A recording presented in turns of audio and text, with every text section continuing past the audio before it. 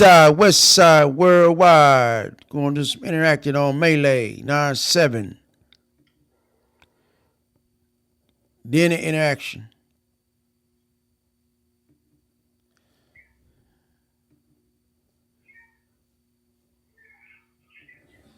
Young Maylay was once one of the best characters in the GTA franchise. That is until he got fired, causing not only the downfall of CJ, but Maylay himself. But to understand how this happened, we must visit the very beginning of young Maylay's identity. Some viewers may find the following video disturbing. Viewer discretion is advised.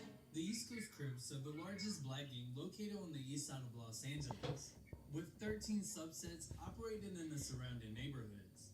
Some of these sets being the First Street East Coast Crips, 59, 62, 66, 68, 69, 76, 89, 97, Q102, 118, 190, and finally, the 6-pack Coast Block Crips.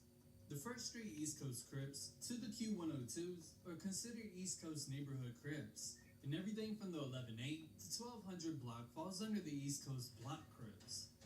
Though you can hear a solo, put it on for the neighborhood Crip card. I was from a neighborhood around here called Neighborhood Crips. Neighborhood Crips.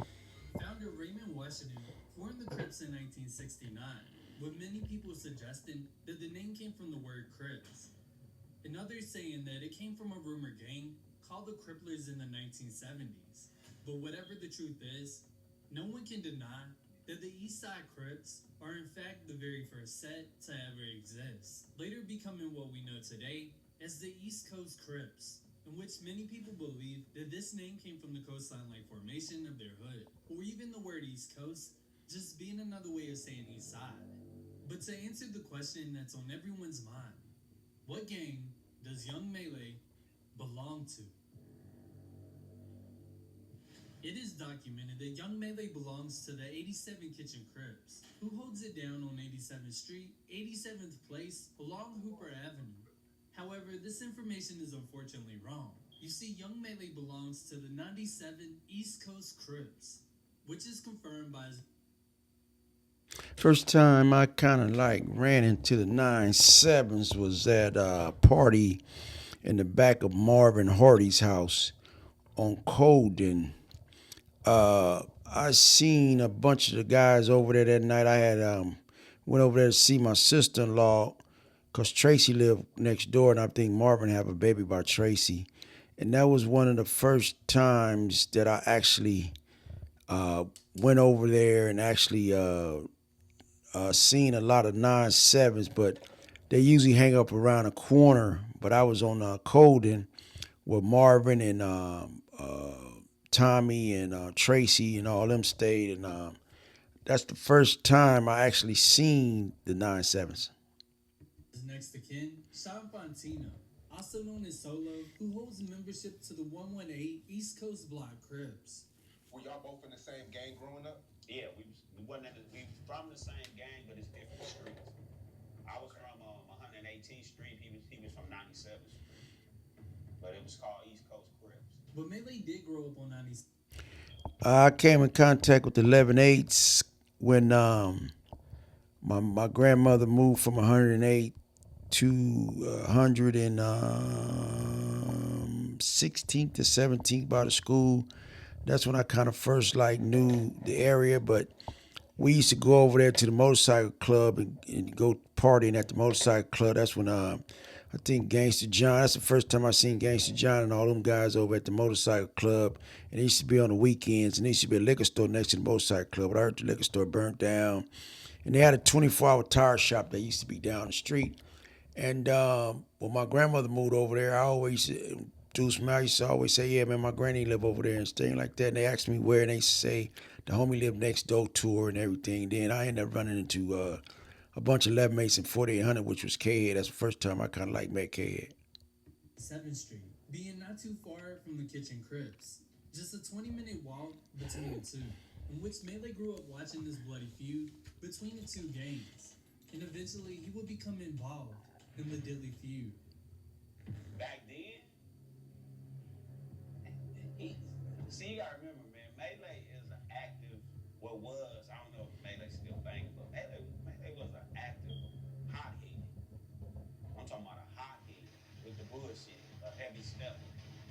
Christopher Maylay Bellard was born on June 17, 1979, and witnessing the aftermath of the crack era, which started early as 1981, just 3 years after Maylay's birth.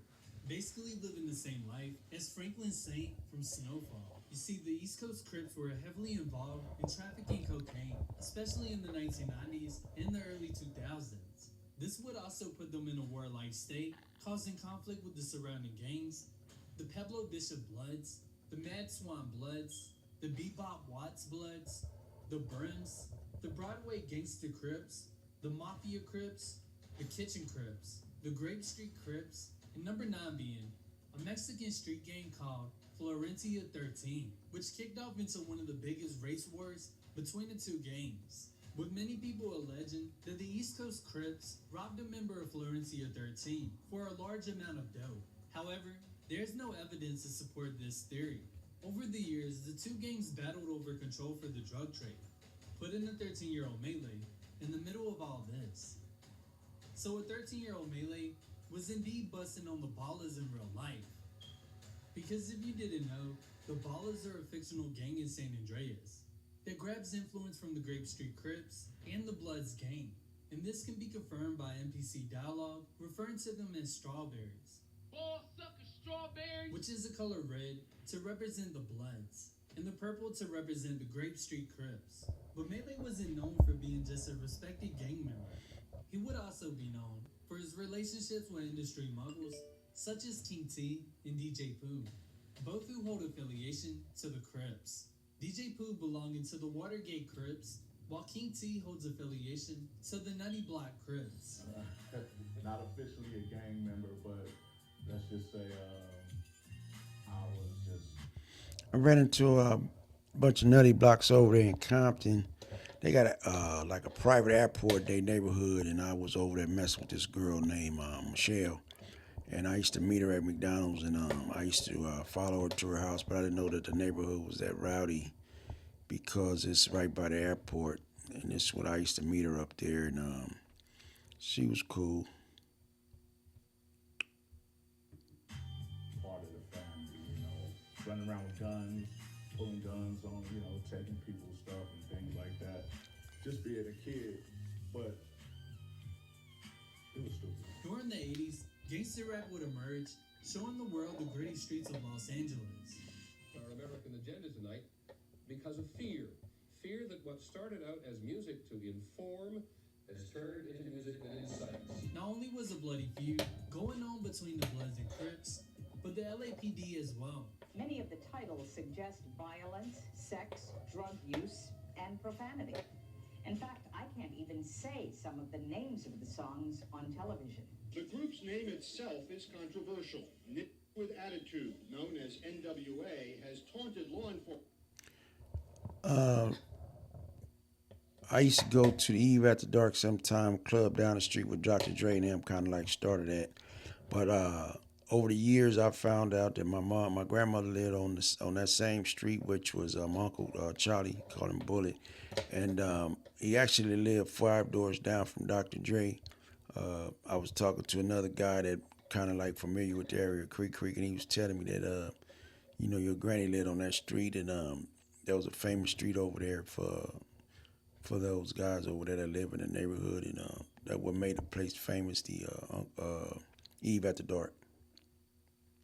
With its lyrics urging violence against police. The relationship formed with King T and DJ Pooh opened a door for young Maylay, establishing a relationship even with the rap legend himself, Ice Cube.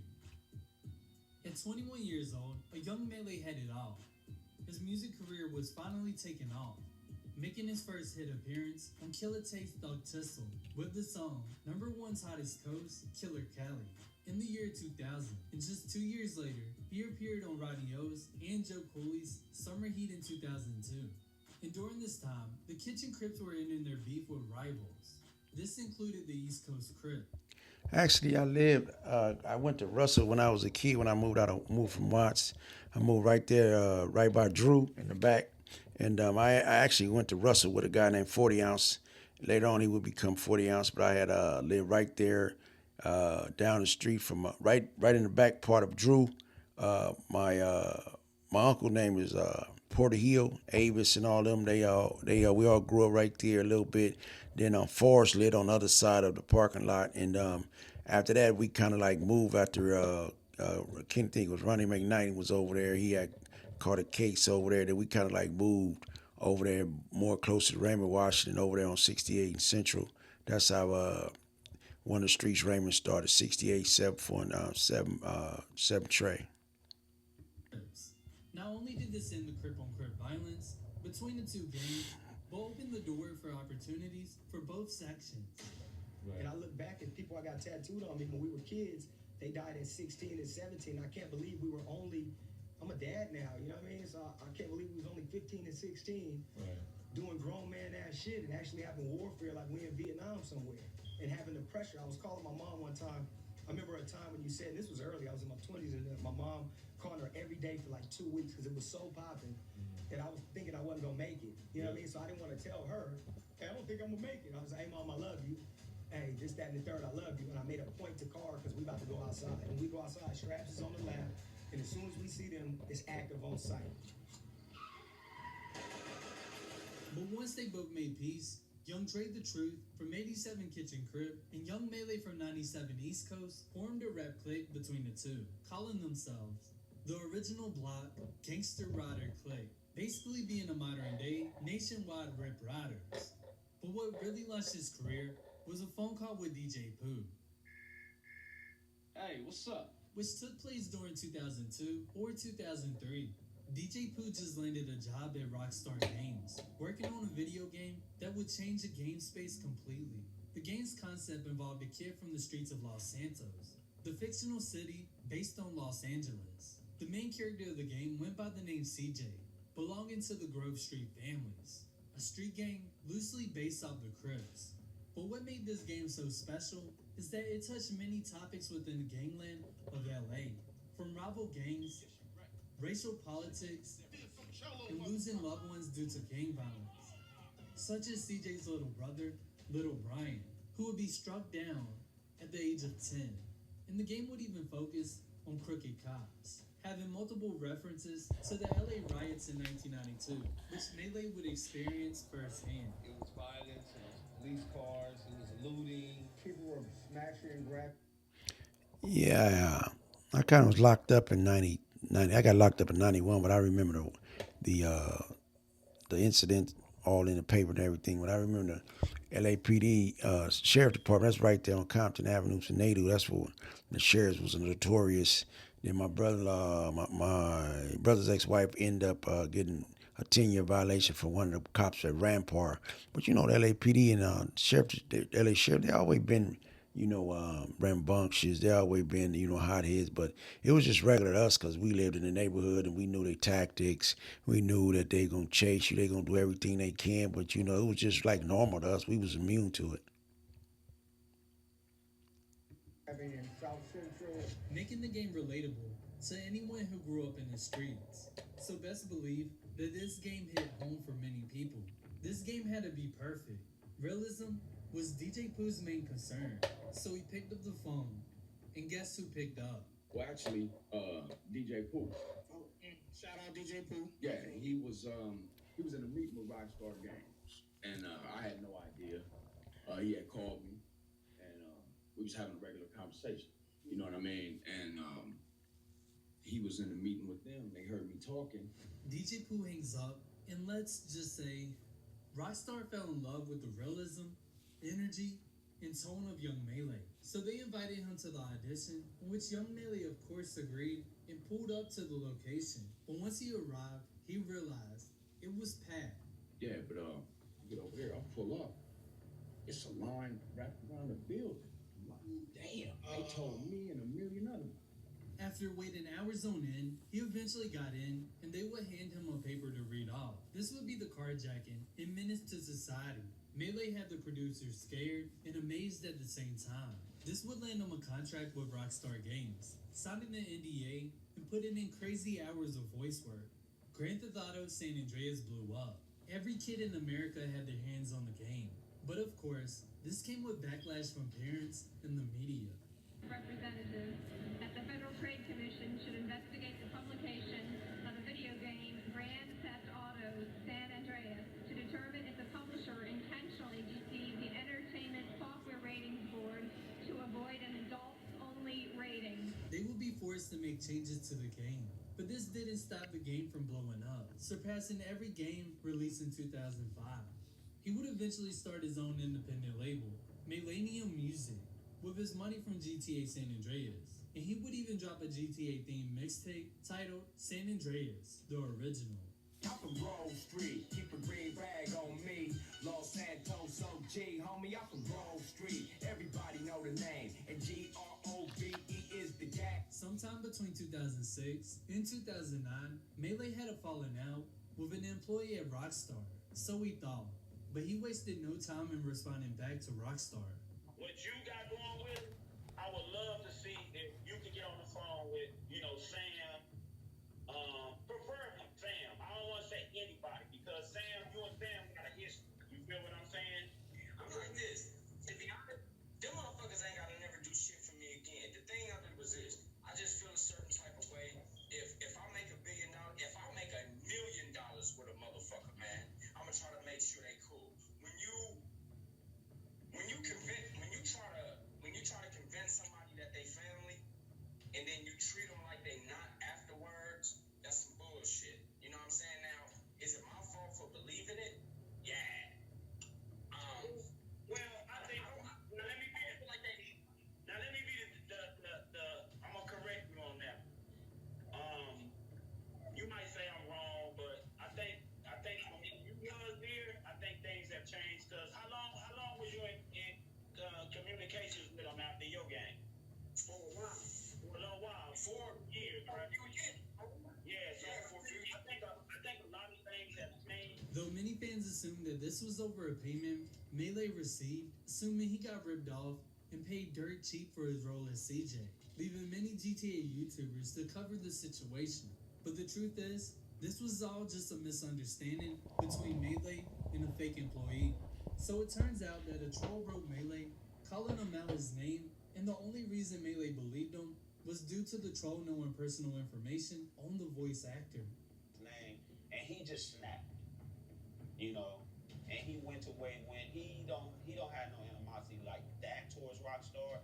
Yeah, he might feel a light way, but not like how people taking it. He just took it out of context, you know what I'm saying? This impacted Maylay in a major way, placing him on the Do Not Hire list for Rockstar Games.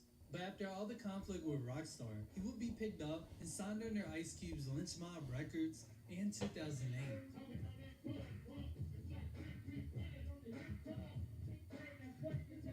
This would spark controversy when people assumed young Maylay was signed to replace Mac 10 in the infamous West Coast Connection group, which Maylay responded saying this: "I would not say no shit like that. I would be out my lane to speak on that situation. That's the West Coast Connection, and I'm from the East Side. I am not from the West Side, nothing." Ice Cube and Maylay's relationship was strong, long before the rap game. Ice Cube even considered him a veteran in and out of the booth. Ice Cube grew up in the neighborhood of the 111 neighborhood Crips, so his relationship with surrounding Crips was A-okay, which is likely how he met Maylay and Solo. But over a situation in 1995, some drama would erupt between Solo, Ice Cube, and affiliates of the two.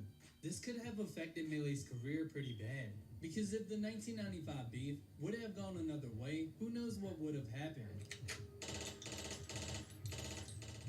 During the making of the movie Friday, Ice Cube was looking for soundtracks for the movie, and he stumbled across a track called Roll It Up, Light It Up, Smoke It Up. At first, he really liked the vibe of the track, but it didn't really fit the feel he was going for. Played him a song called Throw Your Set in the Air, and he was like, "Oh, that's banging. That shit is banging. Can I get that for the movie instead?" But unfortunately, they would say no, turning into a complete shit show between Cypress Hill, Cube, and Solo. He says, "Hey man, did you give Cube the song from your record for the Friday thing?" Like, yeah, the Get High song, yeah, we gave that up already. Why? No, the Throw Your Set in the Air thing. I said, nah, we didn't give him that. He goes, well, you know, that shit is in his chorus in his song. So we're like, nah, you're crazy. But Solo would catch Ice Cube at a stoplight. That's when Solo approached him. And even though Cube stood 10 toes down, Solo whooped the complete dog shit out of him. Knocked him down, knocked him out, woke him back up, whooped on his ass. Somehow his chain fell in my hand. I don't know how it got in my hand, but it fell in my hand. Then all of a sudden his Rolex started jumping off and coming into my hand. I don't know how that happened. I guess Solo knocked out Cube and took his West Side Connection chain On and hold it all up into the crowd. Crowd go crazy. They go bananas off of it. And we're like, well, shit, let's take pictures with it. And even though the feud happened between 1995 through 1996, this could have prevented Maylay from ever being signed under Ice Cube. And if you're wondering whatever happened to Maylay, well, unlike CJ, he remained in his hood, stacking up the money he earned from the game and remaining loyal to the East Coast Crips. He just was, shit, you know, pay me my money. I'm going to do what I got to do, but I'm going to go back to the hood. And that's what he did. You know, he got his bread, did his little shit. He went back to who he was, you know what I'm saying? He never changed. He kept it the same, and that's what's so genuine about him is he never acted like he did like something bigger than somebody, or he tried to act like he was bigger than the next person. Holding similar values 976. as Grove Street's leader, Sean Johnson. We got a steak in the casino. We got some insane shit in Fierro. We get into the rap game. Hey, man, let me get you some new clothes. Come on. Clothes? Nigga, what the fuck is this bullshit? What you mean, man? What's mine is yours, and you know that. You never did get it, did you, Carl? I need to go check on things in the hood.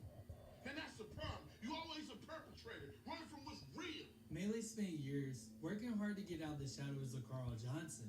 Though the comments spammed across his social media loved to remind him of the role he once played, he would eventually learn to accept it and embrace it. But it got me tighter and tighter and tighter to where I developed into the art.